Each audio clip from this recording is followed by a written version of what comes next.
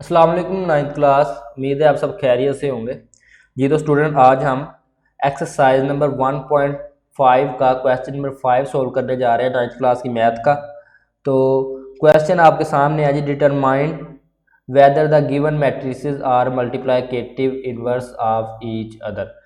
तो इस क्वेश्चन में मैट्रिक्स दिए होंगे, यानी कि जो भी दिए होंगे, दो मैट्रिक्स दिए होंगे और हमने ये बताना है कि ये दोनों एक दूसरे के मल्टीप्लाइकेटिव इन्वर्स हैं या नहीं है। ये साबित करना है हमने कि मल्टीप्लाइकेटिव इन्वर्स हैं या नहीं है।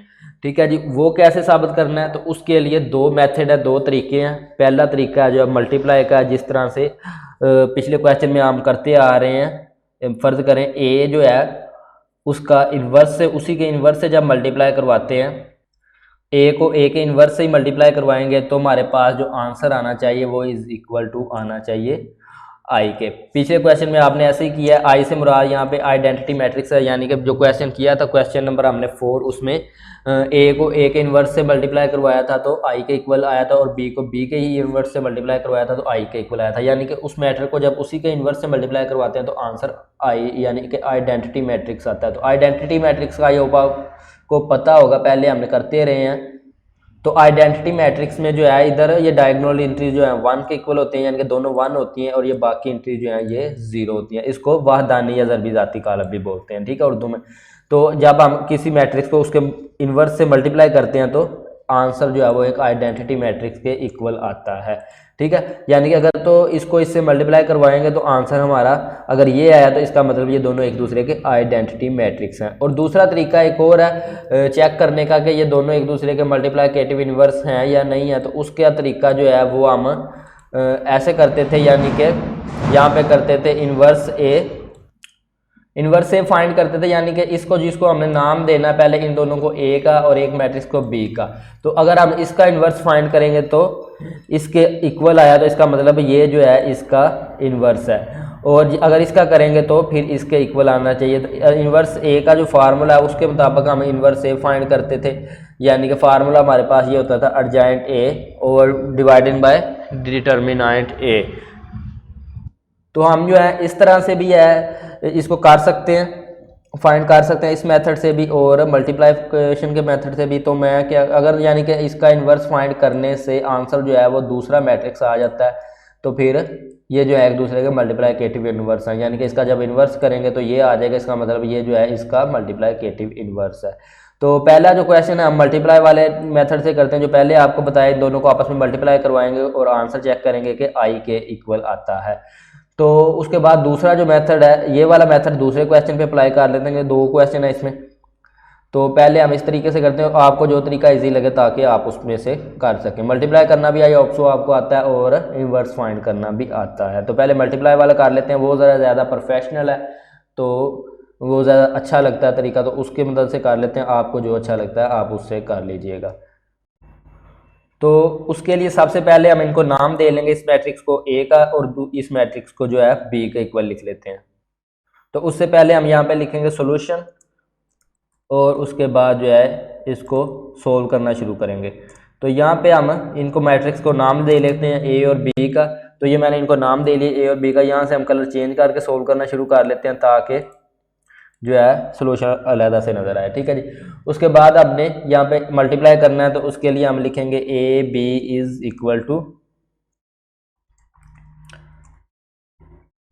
और इधर ए जो पहले है तो ए की जगह पे ये ए वाला मैट्रिक्स लिख लेते हैं। तो ये आ गया आपका ए का मैट्रिक्स, और इधर बी की जगह पे हम ये बी वाला जो मैट्रिक्स है वो लिख लेते हैं। तो यहाँ पे हम इसको लिख लेंगे, ठीक हो गया जी। तो ये ए और बी, इसको अब हमने करना मल्टीप्लाई। तो यहाँ पे नीचे दोबारा से लिखेंगे A B is equal to, और उसके बाद हमने क्या करना है, इन दोनों को मल्टीप्लाई करना है। तो मल्टीप्लाई करने के लिए यहाँ पे आपके आसानी के लिए यहाँ पे एरो के जो है वो साइन लगा लेते हैं, लेकिन वो आप लोगों ने अगर लगाने हैं तो कच्ची पेंसिल से लगाने होते हैं और बाद में रिमूव भी कर देने हैं चेक करवाने से, होमवर्क चेक करवाने से पहले। तो ये मैंने फर्स्ट रो पे जो है साइन लगा लिया, और आप इधर कॉलम पे लगाएंगे तो ये मैंने कॉलम पे भी साइन लगा लिया। उसके बाद हमने क्या करना है, ये फर्स्ट एंट्री को फर्स्ट से, यानी कि इस एरो की फर्स्ट एंट्री को फर्स्ट एंट्री से, और सेकंड एंट्री को जो है एरो की इस सेकंड एंट्री से मल्टीप्लाई करवाएंगे। तो यहाँ पे हमारे पास 3 जो है वो मल्टीप्लाई होगा 7 से, तो यहाँ पे लिख देंगे 3 × 7, और उसके बाद प्लस का साइन देंगे और इधर जो है इस 5 को अब -4 से मल्टीप्लाई करना है तो यहाँ पे लिख देंगे इंटू 5 मल्टीप्लाई बाय -4। और अब हमने क्या करना है, इधर जो है फर्स्ट रो को फर्स्ट कॉलम से मल्टीप्लाई करवा लिया, अब फर्स्ट रो को सेकंड कॉलम से मल्टीप्लाई करवाएंगे। तो यहाँ पे ये 3 जो है मल्टीप्लाई होगा इस -5 से, तो यहाँ पे हम लिख देंगे इंटू 3 मल्टीप्लाई बाय -5 और उसके बाद प्लस का साइन और 5 को मल्टीप्लाई करना 3 से, तो 5 इंटू 3 लिख देंगे हम यहाँ पे। और उसके बाद आप क्या करना, सेकंड रो को जो है इसको हमने मल्टीप्लाई करना है, पहले तो फर्स्ट कॉलम से करवाएंगे, तो यहाँ पे 4 मल्टीप्लाई होगा 7 से और 7 मल्टीप्लाई होगा -4 से, तो यहाँ पे लिख देते हैं 4 मल्टीप्लाई बाय 7 और प्लस का साइन और उसके बाद 7 मल्टीप्लाई बाय -4 आ जाएगा आपका यहाँ पे। और उसके बाद हमने अब इसको सेकंड कॉलम से मल्टीप्लाई करवाना है, तो सेकंड कॉलम ये है, तो पहले 4 को -5 से मल्टीप्लाई करवाएंगे, तो यहाँ पे लिख देंगे 4 इंटू -5 और उसके बाद प्लस का साइन और इधर लिखेंगे हम 7 इंटू 3 के जो है मल्टीप्लाई हो जाएगा।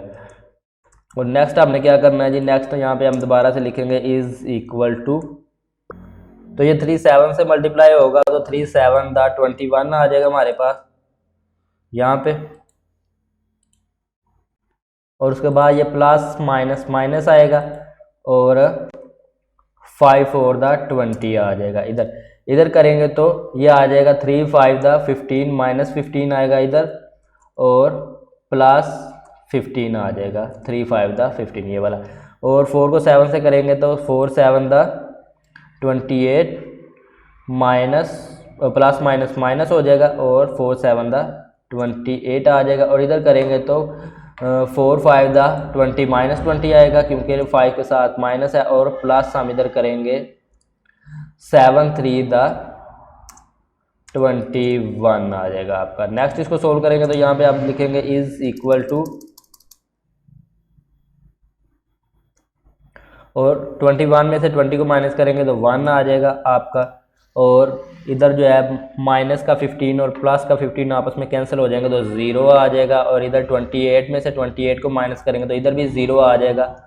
और ये जो है माइनस का 20 है और प्लस का 21 है, तो जब एक माइनस का और एक प्लस का हो तो हम माइनस करते हैं और बड़ी वाली वैल्यूज में से छोटी को माइनस करेंगे, तो 21 में से 20 को माइनस किया तो 1 आ गया, तो बड़ी के साथ 1 जो है पॉजिटिव है, तो इधर आपका पॉजिटिव 1 ही आएगा। तो साथ में यहाँ पे लिख भी देते हैं A B is equal to, तो ये जो है A B is equal to हमारे पास है एक आइडेंटिटी मैट्रिक्स है, तो इसके लिए हम यहाँ पे ये भी साथ लिख देते हैं A B is equal to identity matrix. तो ये आंसर जो है हमारा आइडेंटिटी मैट्रिक्स जो है वो आंसर आया है। तो इसका मतलब है कि ये दो मैट्रिक्स जो हैं ये आपस में मल्टीप्लिकेटिव इन्वर्स हैं। जब एक मल्टीप्लिकेटिव इन्वर्स को उसके जो है उसी मैट्रिक्स से मल्टीप्लाई करें तो आंसर आइडेंटिटी मैट्रिक्स आता है। तो उसके लिए हम यहाँ पे स्टेटमेंट लिख देंगे। स्टेटमेंट क्या लिखेंगे जी, वो मैं लिख देता हूँ। तो ये लिख दी मैंने statement, so the given two matrices are multiplicative inverse of each other. अब हम क्वेश्चन नंबर 2 को जो है सोल्व करेंगे और उसको हम दूसरे मेथड से सोल्व कर लेंगे, और अगर आपको इसकी सही समझ आ लग गई है तो आप इस मेथड से भी सोल्व कर सकते हैं उसको भी, और खुद से सोल्व करके देख लीजिएगा पहले। तो ये आप पार्ट नंबर 2 है आपके सामने इसी क्वेश्चन का, यानी कि हमने इसमें भी चेक करना है ये दोनों एक दूसरे के मल्टीप्लिकेटिव इनवर्स है या नहीं है। तो उसके लिए हमने क्या करना है, पहले तो यानी कि 2 तरीके से डिस्कस किए हमने, या तो इन दोनों को मल्टीप्लाई करके चेक कर ले, अगर आंसर आइडेंटिटी मैट्रिक्स आए तो फिर ये मल्टीप्लिकेटिव इनवर्स है। तो इसमें हम दूसरा मेथड जो है वो अप्लाई करके चेक करेंगे ताकि आपको जो इजी लगे आप उस मेथड से कर सकें, ठीक है। तो वैसे तो पहले आप इनवर्स भी फाइंड करते रहे और मल्टीप्लाई भी करते रहे हैं, तो इसमें हम जो है इनवर्स फाइंड करेंगे। तो इनवर्स फाइंड करने के लिए इन दोनों में से किसी का भी इनवर्स फाइंड कर लेते, तो उसके लिए हम इनको पहले जो है नाम देंगे यहाँ पे ए और बी का। तो इस मैट्रिक्स को मैंने ए का नाम दे दिया और इसको जो है बी का नाम दे दिया। और उसके बाद हम यहाँ पे क्योंकि ए का इन्वर्स फाइंड कर लेते हैं, तो ए यहाँ पे लिखेंगे inverse A is equal to adjoint A dividing by determinant A. तो इसके लिए हमें जिस तरह से पहले हम इन्वर्स फाइंड करते आ रहे हैं, तो एडजॉइंट चाहिए ए का और डिटर्मिनेंट चाहिए, तो उसके लिए हम यहाँ पे जो है कॉमा लगा के आगे अलग से जो है पहले एडजॉइंट फाइंड कर लेते हैं ए का। तो adjoint A is equal to हमारे पास आ जाएगा। एडजॉइंट किस तरह से फाइंड करते हैं जी? एडजॉइंट हम ऐसे फाइंड करते हैं, इन दोनों के जो है लोकेशन चेंज करेंगे और इन दोनों के साइन चेंज करेंगे, तो ये जो है 3 जो है 1 की जगह पे आ जाएगा, तो यहाँ पे लिख देंगे 3 और इधर जो है 1 आ जाएगा 3 की जगह पे, और इन दोनों के हमने साइन चेंज करने, तो इधर भी आपका -2 आ जाएगा और इधर भी आपका -2 ही आ जाएगा। तो एडजॉइंट तो फाइंड कर लिया, अब हमने क्या करना है? डिटर्मिनेंट फाइंड करना है। तो डिटर्मिनेंट फाइंड करने के लिए हम यहाँ पे लिखेंगे determinant A is equal to, और उसके बाद डिटर्मिनेंट जो है वो कैसे फाइंड करते हैं, हमने इसका फाइंड करना है, तो इन दोनों को पहले मल्टीप्लाई करवाएंगे, 1 को मल्टीप्लाई करवाएंगे 3 से, तो यहाँ पे हम लिख देते हैं इंटू 1 मल्टीप्लाई बाय 3, और उसके बाद डिटर्मिनेंट फाइंड करते हुए जो है वो हम माइनस का साइन लगाते हैं, और अब इन दोनों को जो है इधर मल्टीप्लाई कर देना, तो यहाँ पे आ जाएगा 2 मल्टीप्लाई बाय 2 के। ठीक है जी। अब हमने क्या करना है, यहाँ पे दोबारा से लिखेंगे इज़ इक्वल टू, 3 को 1 से मल्टीप्लाई करेंगे तो 3 आ जाएगा, और -2 को 2 से मल्टीप्लाई करेंगे तो इधर आपका 4 आ जाएगा। तो यहाँ पे आ जाएगा डिटर्मिनेंट आपका आ जाएगा इज़ इक्वल टू,